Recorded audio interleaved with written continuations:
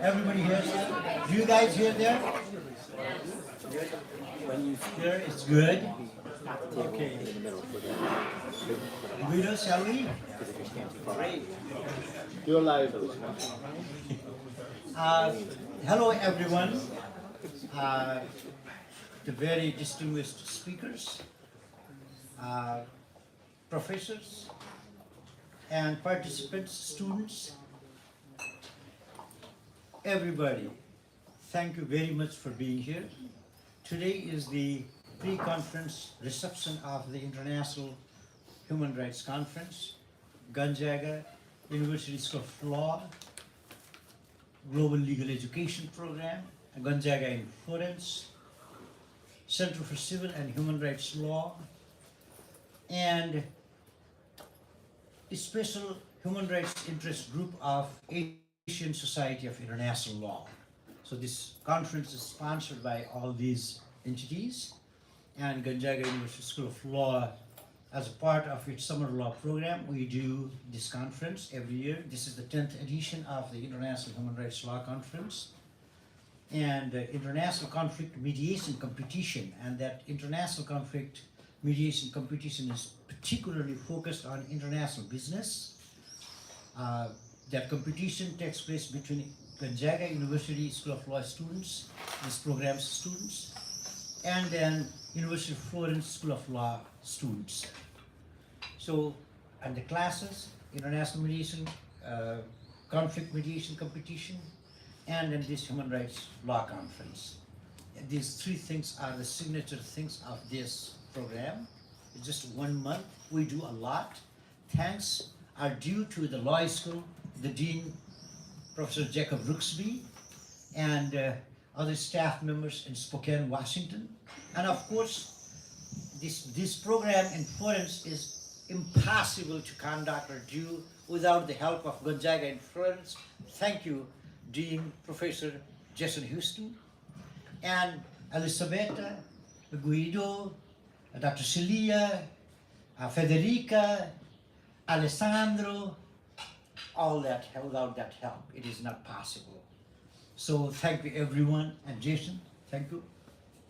Jacob, thank you very much, Professor Rooksby. And without, since he has been Dean, he has been double the support and encouraged to this program to be successful. And thanks are due to you, absolutely. And amazing support that it has gotten, this program has received from Dr. Dean Houston too. Thank you very much for all of you. And I'm not the speaker today, so I just wanted to thank you. I would like to give this mic to say a few words. Dean Jacob, Professor Rooksby, he is Dean right now at the Gonzaga University School of Law, but he is moving. We are going to miss him so much. He's leaving the Gonzaga University School of Law, my goodness. Can you stop that? So he is going to be the Dean at the Richmond University School of Law in Virginia. So congratulations. Though we miss you, but congratulations. Thank you very much, sir. Good evening, everyone, and thank you for that kind introduction, my colleague and friend, Dr. Upendra Acharya. Let's put our hands together for Upendra. Oh my goodness. Thank you. This is a man who works tirelessly to make this program happen. He's our Director of Global Legal Education, of course, a renowned scholar, a colleague and a friend to so many of us here today. And as he mentioned, this is the 10th anniversary of this conference. Really, I think, a signature event for Gonzaga University. And of course, to have a human rights conference in the city of Florence is particularly meaningful. Welcome to our panelists and our guest speakers. Tomorrow is going to be a very fun day. We hope for another wonderful weather event like today's, and this is gorgeous. This format that we have arrived upon, I think, is the best format. So 10 years running, we've been able to work out the kinks. We've been in some other locations that offered their charm as well within the city of Florence. But I think starting as we do here at our nice space and continuing tomorrow is really the best way to do it. So that leads me to our colleague who is in charge of this wonderful operation and has probably the best job in the world. My colleague and friend, Dr. Jason Houston, who is Dean of our Gonzaga in Florence campus, as our students know, having met him already at our opening. I mean, why would you ever want to leave this place? This is great. He is a Dante scholar, and he is originally from the Pacific Northwest, the great state of Oregon, but has really worked at the University of Oklahoma as a professor before landing this position 10 years ago. So we have had a great collaboration in terms of the law school and Gonzaga in Florence. As I mentioned to our students in the program, the history of Gonzaga law in Florence goes back many decades. And so this is a rich tradition of bringing students over. We're delighted to have such a wonderful presence of our students from University of Idaho School of Law and Creighton University School of Law this year. So the program continues to grow, and I think as you all are seeing, are we having fun in the first week? Has this been good? Yeah? All right. And it's just getting going. I want to see by a show of hands, who took a risk this past week? Huh? Okay, I got the risk takers are in the back, of course. That's where the risk takers are. This turned into an inside joke for those of you who weren't there, but I may have had a malapropism earlier in the week. But measured risks, always a good thing, getting outside of our comfort zones. But tomorrow we're going to have fun, tonight we're going to have fun, but we're also going to be challenged to think and getting outside of our mental comfort zones about conceived notions, things that we bring into our studies and into our lives that may be challenged by some of our presentations and panelists. So we're looking forward very much to their contributions over the next day. And of course, kicking it off this evening with a distinguished keynote speaker, who my colleague, Dean Houston, will now introduce. Thank you all for being here.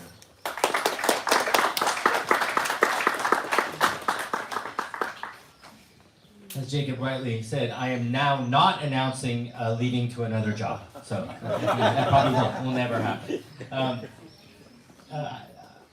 I beg the indulgence of the law students who I've already shared this story with, but I'd like to share the same story I shared with you about why we're here with our other guests. And I would like to, we're kind of divided up. We have the law school students over here and some of our guests. So I'd like to talk a little bit about why this conference, human rights theme, that's our 10th edition, belongs in Florence.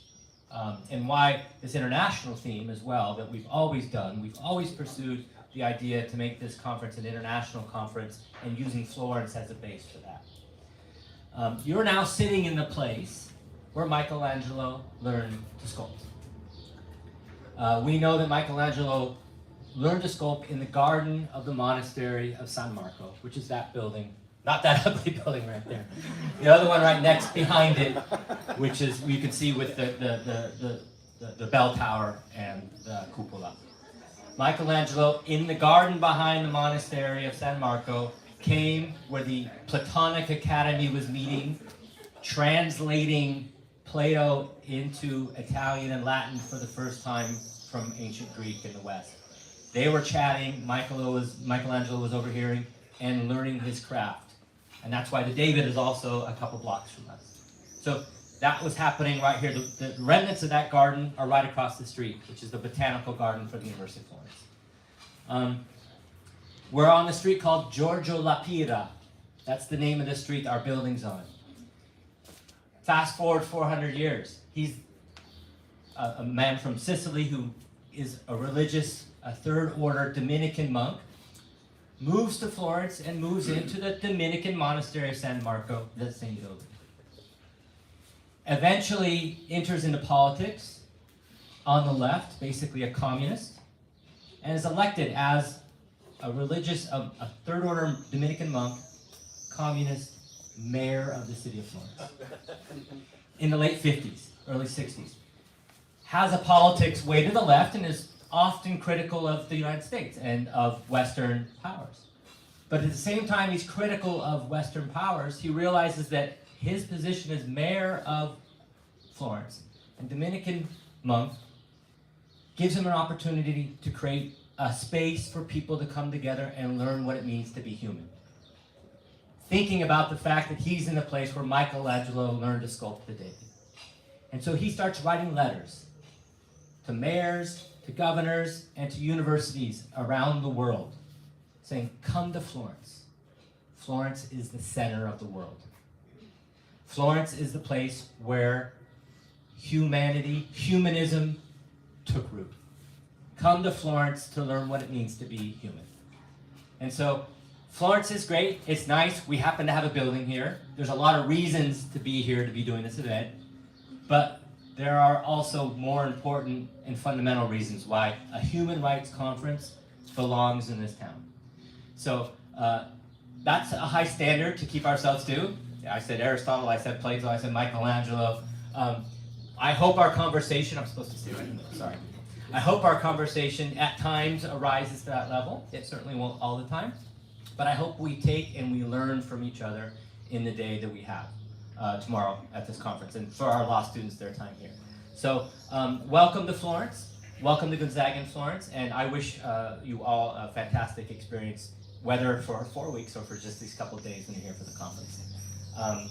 With that, I'd like to begin the conversations by inviting our keynote speaker for this evening, Fred Kuwornu, up. And I'm going to give you a little bit of a biography of Fred. And we're really happy to, I'm really personally happy to have him, because in my world of Italian studies, his name has been on my radar for many years, because he's been going around and doing great things in the United States and in Italy. And thanks to Torun, who had him as a guest in her class, we were able to have him here tonight. So Fred is a multi-hyphenate artist and scholar whose work, and I have to do this because of my age, whose work is deeply influenced by his background as a person of African and Jewish descent, born and raised in Italy, and moved to the United States with Italian, U.S., and Ghanaian, is that say that right? Ghanaian or Ghanaian passports. His artistic and scholarly practice revolves around exploring post-colonial, historical, and intersectional themes, including issues related to identity, Black Europe, and global African diaspora and mobility. His roles as a filmmaker, activist, educator, producer, and film curator allow him to engage with diverse communities and initiate conversations about pressing societal issues.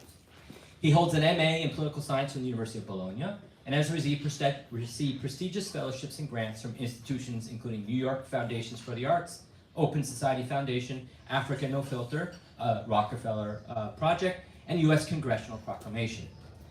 Kuwornu, my friend, my new friend, transitioned into documentary filmmaking after 2 decades in television and radio, inspired by Spike Lee. And you worked with Spike Lee, I think I understand that. And established his production company, Do the Right Film, in New York. His debut film, Inside Buffalo, explored the story of African-American infantry combat 92nd Division in Italy during World War II. Other notable works include Jus Soli, addressing citizenship issues for children born in Italy to African and immigrant parents, and Blaxploitation, 100 Years of Blackness in Italian Cinema, advocating for diversity in the film industry. His latest documentary, Where We Were Here, The Untold History of Black Africans in Renaissance Europe, fantastic, continues his mission of challenging assumptions about culture, history, identity, and race. His works have been exhibited in prestigious venues including the Central Pavilion of the Venice Biennale, Museum of Moving Image in New York, Library of Congress, Museum of Fine Arts, Houston George Eastman Museum, and numerous international film festivals. I'm almost done, but I've cut a lot. Kuwornu also named among the top 10 cultural entrepreneurs of tomorrow, pioneers who shaped the global cultural landscape in 2024. In 2025, he received 2 major international honors, the Dan David Prize, the world's largest history award, which recognizes outstanding contribution to reinterpreting the past through film and scholarship, and the Folger Shakespeare Library Artist Research Fellowship in Washington, D.C., awarded to visionary artists engaging with early modern studies. So we're really happy to have you here with us, Fred, and we're excited that you agreed to speak, even though this subject is a little different, our theme from his work. I asked him to try to connect it, but you don't have to. You can just tell us your story. So thank you, Fred. Welcome, Fred. Thank you. Thank you so much, and thank you to limit my anxiety about. Just be here. Yeah, for perfect. our video. Yeah. Oh, okay. Okay. This is great. And I try to, of course. No, I'm very honored to be here, and of course, it was like go back at the time when I was studying political science, and I have the class of law. That I was terrible. So, but of course, as a not filmmaker, but a communicator and a person of African descent born in Italy, only probably until probably a couple of years ago, last year, when I really received the recognition of the then David Prize about history, I discovered the journey that I made through my films, and I discovered some common denominators. So technically history, but also representation, and try to tell a story or a different angle of a story are the mark of my work. So for tonight, I was thinking a couple of things. I was thinking that, yeah, we are in Italy, we are in Florence, of course. We are also in a place that is a part of Europe that is, for people like me or with my background, is struggling for different situations that are also connected to law studies. So it's not only human rights, but I was thinking that human rights, probably in the context of Italy and some part of Europe, sometimes US too, it's a context that needed to be sometimes updated with new development of the society. So tonight I was thinking not only to promote myself as a documentary filmmaker, but I was thinking to share some clip, some moment of some my films, and maybe to have after each clip that is probably connected to a topic, a small talk of 2-3 minutes until the end of my talk. So basically, I want to start with a work that for me is very important, but it's not only for me, but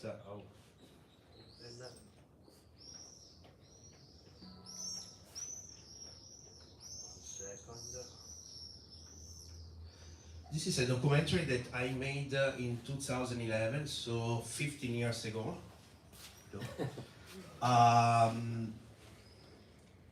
And for me it was really important. It is a documentary about an issue that is still relevant in Italy, and not only in Italy. And this is the issue of the citizenship for those who are born by immigrant parents. Maybe, I don't know if every one of you know, but if you are born in Italy by immigrant parents, you are not automatically citizen. You have to wait 18 years to apply for Italian citizenship, and not very often, by the way, is guaranteed that you will become Italian citizen after 18 years old.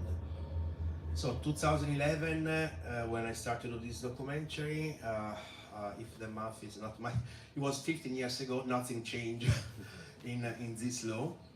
But you can imagine a kid born in 2011 or in 2008 is still waiting for his citizenship. So I would like to share a part of this documentary, because with this documentary, at the time we created a social campaign to make aware the Italian society about this topic, because at the time not a lot of people were aware. And sometimes I'm really sad watching this documentary 15 years ago, because nothing changed in the Italian law, but also a lot of people that I interview are still foreigners in the country in which they are born or raised. Thank you.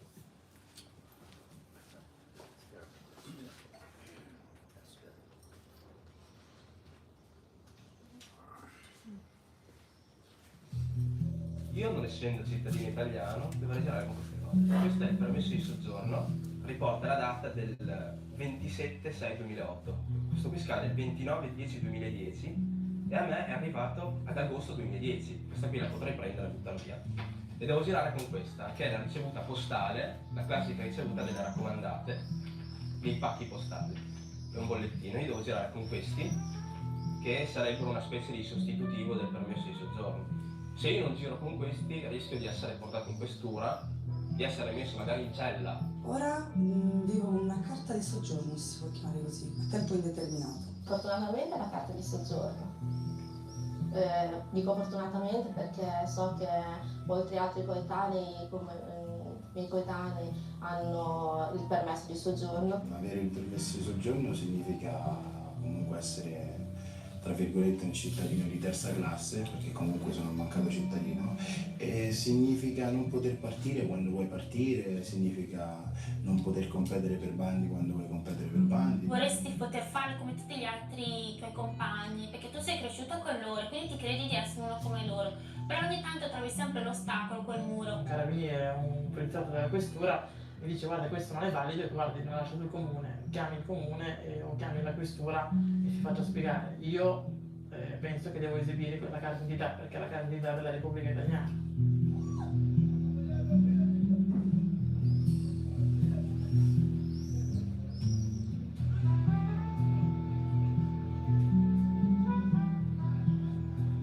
Mi è capitato molte volte di parlare con o dei genitori di miei amici o conoscenti che pensavano che no, ma tu ti chiami Paolo, come è possibile con nome Paolo? Perché non... Sì. Secondo me l'Italia normalmente non conosce tutta questa situazione che deve vivere un giovane di seconda generazione. È una cosa scontata per loro, visto che abiti qui, parli come loro. Quando io dico guardate che io ho un permesso di soggiorno, si meravigliano. Mi dicono ma come mai tu non hai la cittadinanza? Adesso anche tu ce l'hai. Loro che sono giovani ci sono arrivati dal punto di vista che un giovane deve avere una cittadinanza, cioè per loro è diventato un concetto banale. Cioè. Non sanno neanche che noi affrontiamo questi problemi. È normale pensare che un ragazzino di 18 anni, a 17 anni, non abbia in nessun modo un'idea normativa e sociale di che cosa significhi avere o meno la cittadinanza. I problemi per il minore nascono magicamente quando il minore fa 18 anni. Cioè il giorno in cui fa 18 anni per lo Stato non è più un ragazzo, come lo è il ragazzo di 18 anni, ma diventa un adulto immediatamente, un adulto su cui viene scaricata una responsabilità enorme. Sono qui da 20 anni, ancora mi ritrovo a fronteggiare questi problemi. Non sono ancora cittadina italiana, ho capito questa cosa della cittadinanza in prima superiore, dove uno diventa più cosciente, insomma, cosa sono, perché sono qui, come mai non sono ancora cittadina. Una cosa che mi ha segnato profondamente, per esempio, quando ai 18 anni ho dovuto lasciare le impronte digitali, è stata un'esperienza sconvolgente.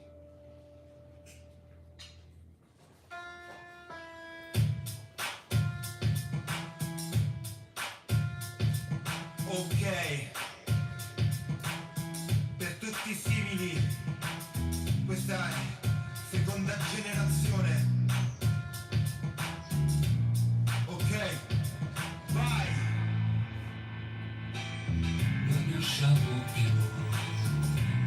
Seconda generazione. Non ne usciamo più. Questa qui è la richiesta per la cittadinanza italiana, articolo 9. Che l'ho fatta il 2 luglio del 2008. Adesso siamo al 29 dicembre 2010, oggi è il 2011, e sto ancora aspettando una lettera di risposta. Quando ho fatto 18 anni la richiesta per la cittadinanza l'avevo fatta, per una questione sempre di documenti, però per varie cose non l'ho portata avanti perché era complicato. Nel 2005 avendo fatto un trasloco, ho cambiato residenza, dopo il comune mi ha cancellato me, mia mamma e i miei fratelli dalla residenza, dalla NAD di Rimini. Ho chiesto di diventare italiano, pur sentendomi italiano. A 26 anni, dopo che tu vivi in un paese e ti ritrovi a 26 anni a sentirti diverso, anche se sei cresciuto in questo paese, non cambia niente.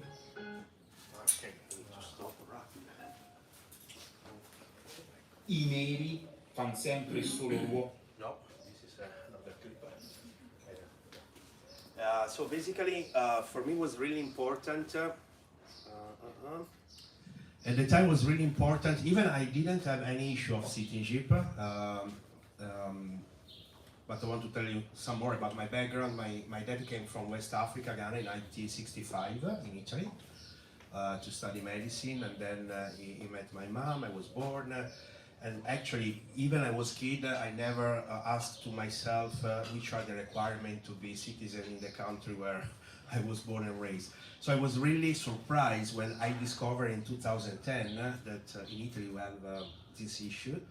That's why I was moved to do this documentary. And this for me was an important also question, because I was questioning myself, what does it mean, the word citizen? It means having just a passport, a birth certificate, or it means be a part of a community. And what does it mean also being a young person born in a country, not only for the papers and the passport, but also for the identity. And now for me, also after 50 years, you know, also in the US or in other country of Europe where you have the birthright citizenship, this is in some cases they are trying to discuss if they want to keep it or change it, in the case your parents are immigrants. So for me, this is a great question that unfortunately in Italy, I don't know in other countries, but has no answer until yet. So I hope that it will be an interesting conversation. And sometimes I feel really sad personally because in my bio we didn't write because I want to maximize how many passports I have. Also because probably they also can retire one of them. But sometimes I'm really sad.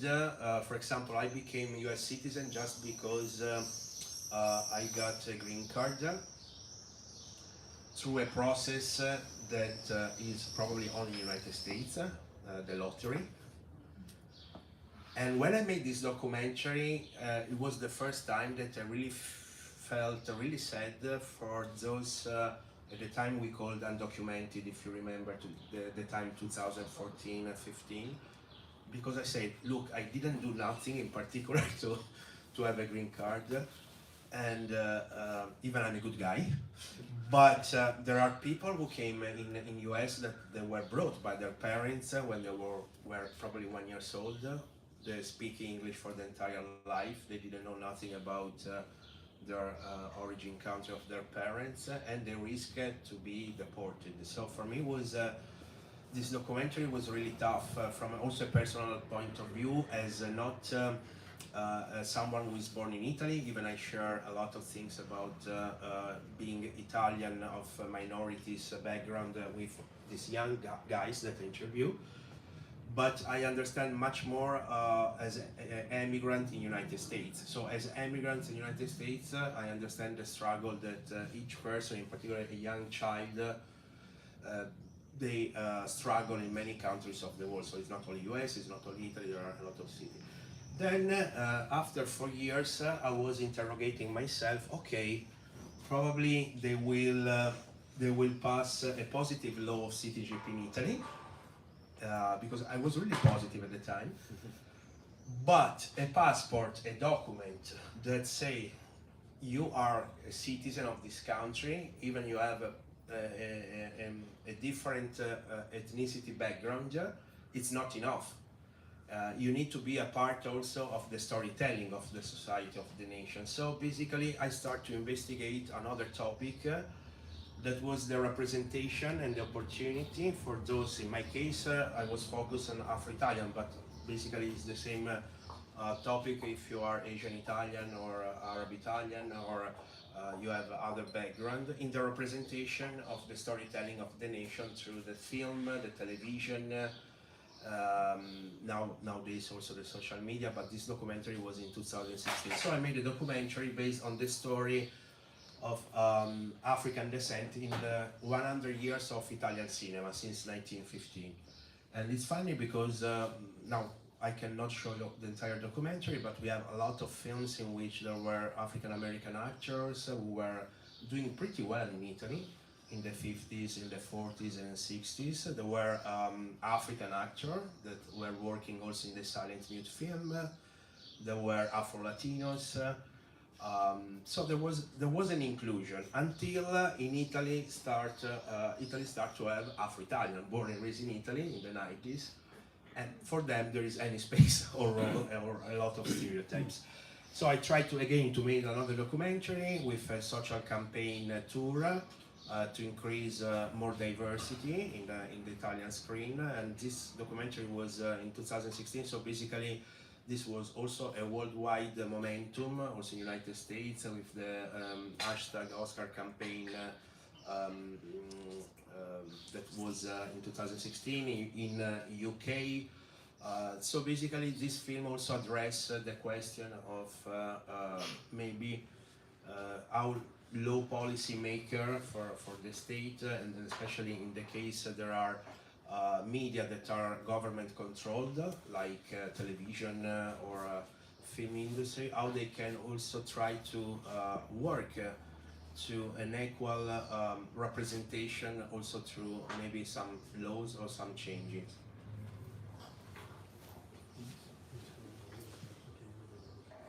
Legati al problema sociale. Ho avuto proposte solo per ruoli da extracomunitario. Molto spesso succede che il tuo agente ti chiama e ti dice c'è un ruolo per te perché cercano un ragazzo di colore della tua età. Se lo aspetti qualche giorno, poi loro ti chiamano e ti dicono e non si è fatto nulla perché lo cercavano nero. Cercavamo il calabrese, magari anche con l'accento, dico vabbè no, lì non è un problema, io lo studio, no? Cioè, il mio lavoro, faccio l'accento con l'accento ispirato, tutto e faccio anche calabrese, c'è problema. Dici no, ma sai, il problema sai che adesso ti sto vedendo, sembri più nordafricano tu, perché sì, c'è anche un po' questi ricci, forse in foto poteva, però vedendoti così dal vivo, e vedo anche adesso un pochettino dalla telecamera che forse viene fuori, spicca di più questo tuo lato africano. Appunto è andare a fare un provino da una casting e mandato dalla regista, se cerca un attore per fare un medico. E lei dice, questa mi dice, guarda, io ti conosco da tanti anni, tu sai che rapporto che c'è con te, ma io non posso farti questo provino, perché noi lavoriamo per stereotipi e tu sei uno stereotipo. Cercano un tunisino.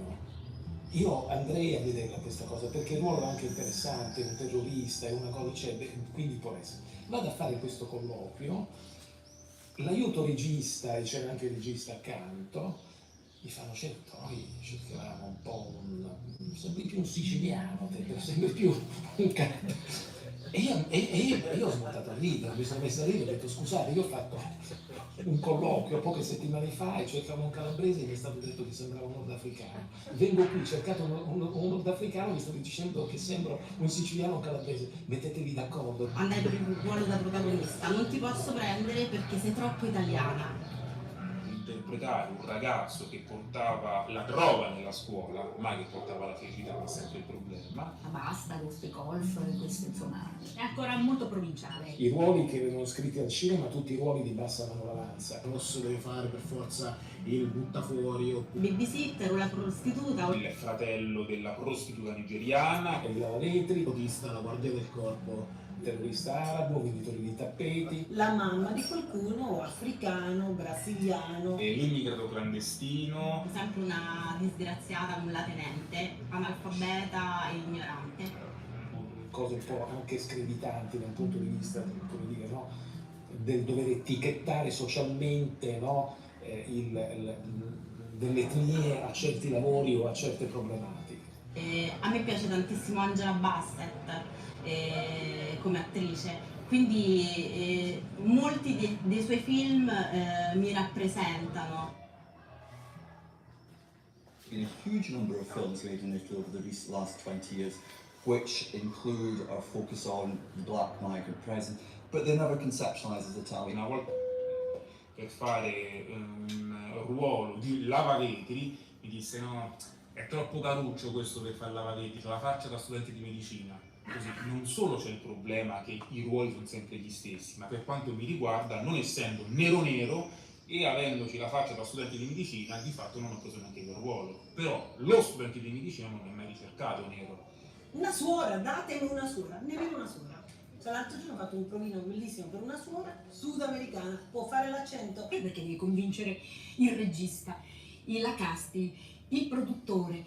In teoria facendo questo lavoro qua dovrebbero avere una forma mentis più aperta e invece alla fine per non sbagliare preferiscono cadere nello stereotipo. Ho litigato a vita con mia gente, litigare nel senso buono, tratando di dire ma perché non chiedete quando ti chiedono un dottore, di un avvocato? Iris, niente, non c'è. E non hanno questa consapevolezza di vedere che ci sono tanti ragazzi che possono essere semplicemente degli studenti di medicina, i fidanzati delle protagoniste della serie televisiva o del film, degli impiegati. Non hanno ancora l'onore questi personaggi di essere rappresentati nel cinema. Sono attori, punto. Quindi insomma potremmo ricoprire in qualsiasi X ruolo. Perché no? Perché io non potrei fare un commissario che qua, cioè, come età perfetta, come tempo, e sarebbe una cosa, o io o un altro attore straniero, potrebbe essere una cosa meravigliosa. Magari non c'è ancora in effetti un commissario non bianco italiano, però sarebbe fantastico, cioè questo intendo. Perché io credo che riuscire a fare a uno come me l'italiano e poi mandarlo attraverso la televisione è una botta in avanti alle opinioni comuni pazzesca. E quale modo migliore farlo se non attraverso i media più forti che sono la televisione e il cinema?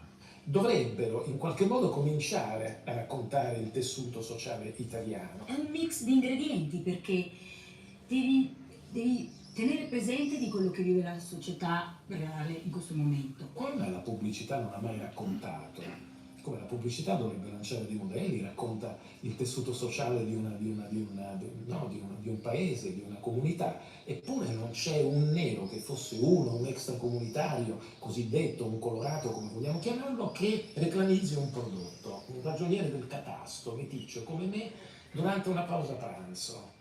Una simenta betta magra, sa mangia. Ok. Just in time.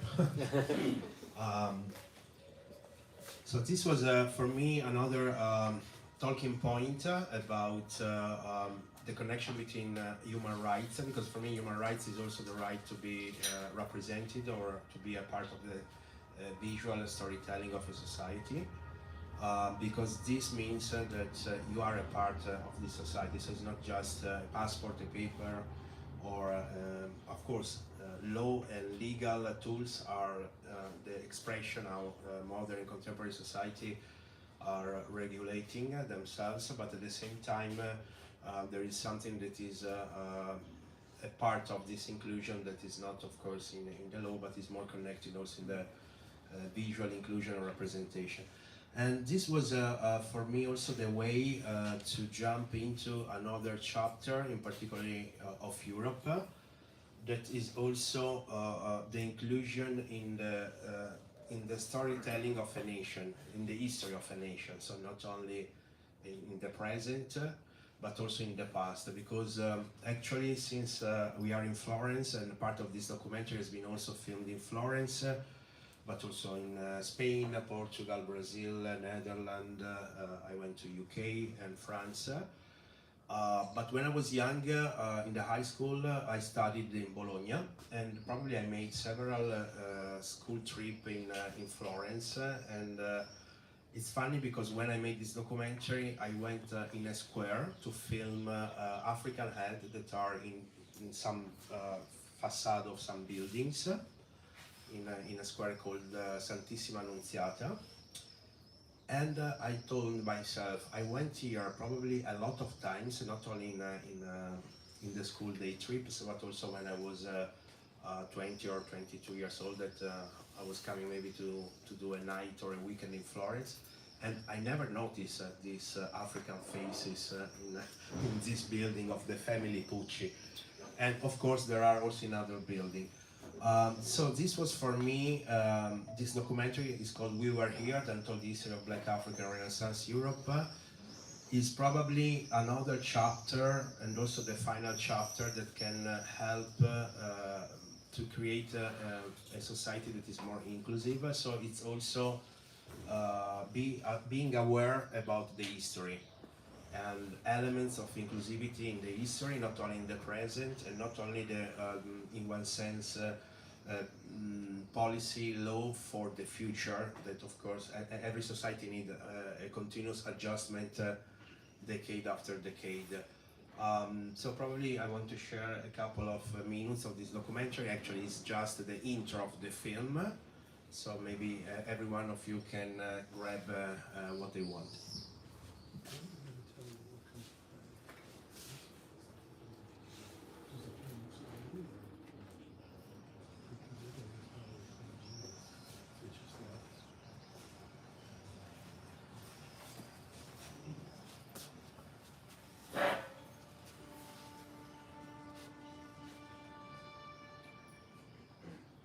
Immaginate una cornice vuota, un contenitore che invita a scegliere ciò che conta davvero. Una cornice non stabilisce cosa dobbiamo guardare, ci chiede invece di decidere. È un gesto che separa ciò che consideriamo essenziale da ciò che lasciamo ai margini. Ma chi decide cosa merita di essere incorniciato? Chi rivendica il compito di distinguere il centro dalla periferia?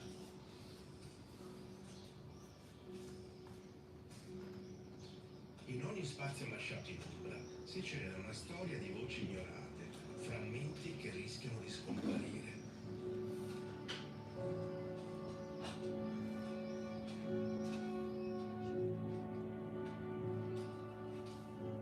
La domanda non è soltanto cosa scegliere, ma con quale responsabilità lo facciamo.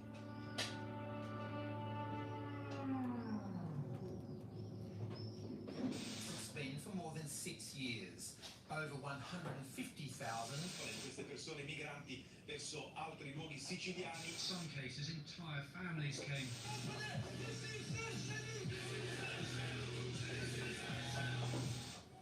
Questo sono io, nato e cresciuto in Italia. E c'è un motivo per cui ho deciso di essere parte di questa storia. Essere neutrali non è un'opzione, perché anch'io sono figlio di un africano. Quante volte hanno dubitato che io non fossi italiano, che io non fossi europeo? Ti faranno sentire sempre fuori luogo, sbagliato, fuori tempo. Che cosa ci direbbero i volti raffigurati in questi quadri se potessero parlare? Loro si sbagliano. Gli africani sono sempre stati qui. Noi eravamo qui. E la loro ignoranza non è la verità. Black people being in Europe and a part of Europe is not a new thing at all. It's not something that happened in the 20th century, only in the 20th century. It's much older than that. Em finais do século XV, princípios do século XVI, é que Lisboa se transformou no porto de desembarque principal dos escravos africanos em Portugal. La literatura de la época que se viera como un tablero de ajedrez. Una historia desconocida. Quien ha contado la historia siempre ha sido personas blancas. C'est la même question, mais qui sont-ils? Pourquoi est-ce qu'ils sont représentés? Et on a des tableaux qui remontent à la Renaissance. Ça veut dire à la fin du XVe siècle, on a déjà des tableaux avec des personnages noirs à la côté. We know that some of the gondoliers who might initially have been enslaved later formed their own business and worked as ferrymen across the Grand Canal. E non erano solo servi o domestici o schiavi. Benedetto viene considerato durante la sua vita un santo vivo. La gente accorre da lui per le più varie malattie di cui soffre l'umanità dell'epoca. Gli chiede di mettergli le mani sulla testa, che è il suo modo di guarire. Alessandro de' Medici was actually an Afro-European. Una parte de las grandes fortunas todavía hoy del Estado español beben de la esclavitud. Obviamente era el que mandaba a los sacerdotes. And they were welcomed with open arms for reasons of allyship and other things by the ruling class here. Review, revise and rewrite the dominant books that explain slavery, colonialism and imperialism. Pourquoi la culture visuelle au sens large, y compris les œuvres d'art, s'inquiète ou se préoccupe de la question raciale. Entonces esa mentalidad de limpieza de sangre, de que solo las personas blancas y cristianas pueden ser españolas ha llegado hasta nuestros días. Hay una creencia popular de que aunque tú hayas nacido en España, aunque tengas el DNI, pero si no eres blanco, no se te considera. O lo que se piensa que es blanco, porque muchos españoles cuando viajan fuera se dan cuenta de que no son tan blancos como creían.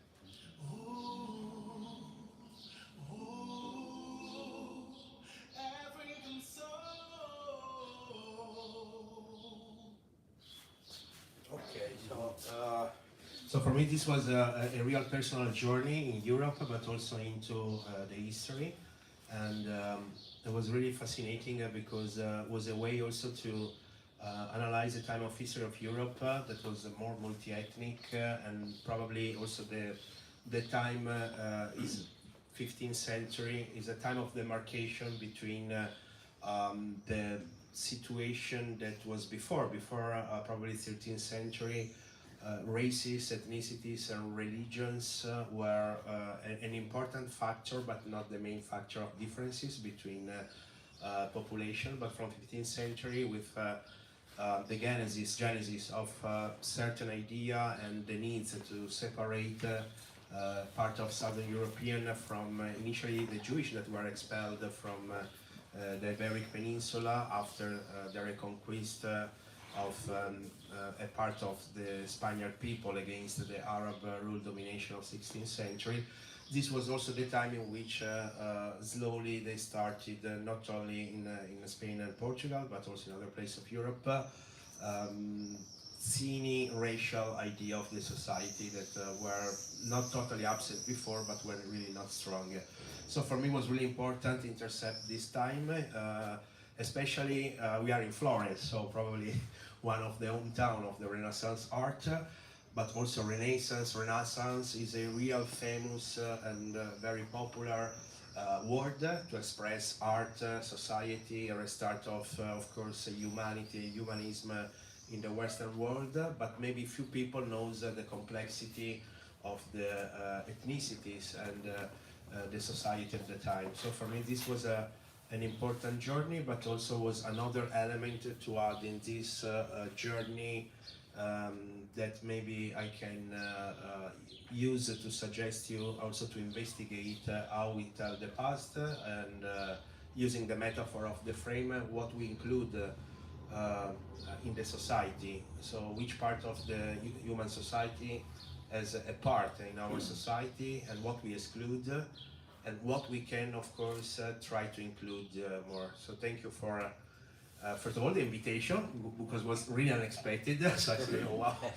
And also tomorrow I was in a class, so I'm very happy to engage the students that were today with us in this class. And of course, I'm leaving tomorrow early, so I will not join the conference, but I hope that will be a great conference again for the 10 years. Thank you.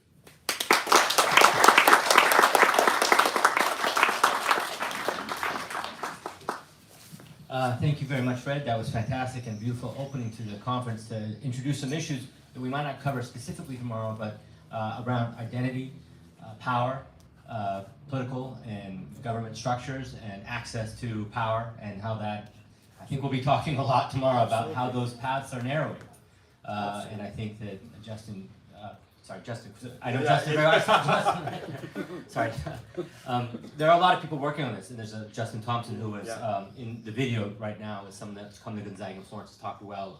He runs an organization called Black Lives Florence, which is a fantastic organization here dealing with some of the same questions that Fred has raised today. So I'm not going to open this up for questions because we have a beautiful spread. Fred's leaving tomorrow, not tonight. So I really encourage this conversation to continue over the buffet. And please, I know Fred is open to your questions, your comments, your inquiries. And we hope that you enjoy the rest of the evening. And we'll see you all bright and early tomorrow. The conference starts at 8:30. 8:30. And although we're in Italy, we try to work on American time, so 8:30 means 8:30. So the gates will be open at 8, and the conference will kick off tomorrow morning at 8:30. So thank you all for coming tonight, and please enjoy the